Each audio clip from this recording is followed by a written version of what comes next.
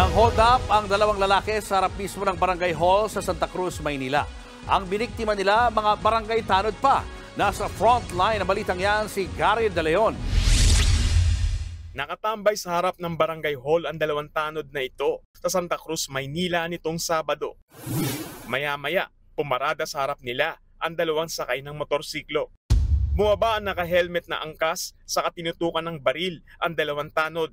Dito na sila nagdeklara ng hold up.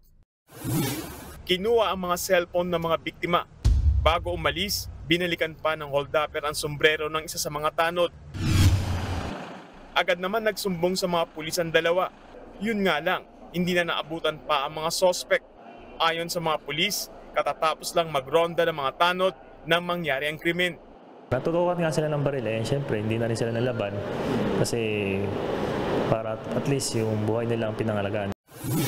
Hindi muna pinangalanan pero kilala na raw ng mga pulis ang riding in tandem. Napag-alaman ding dati nang may kaso ng pang-hold up ang mga suspect.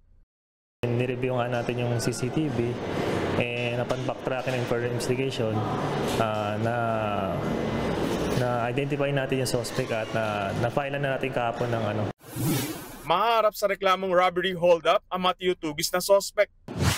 Pinuntahan ng News 5 ang Barangay Hall kung saan nangyari ang krimen pero tumangging magkomento ang mga opisyal nito. Ipinauubayan na raw nila sa mga pulis ang investigasyon.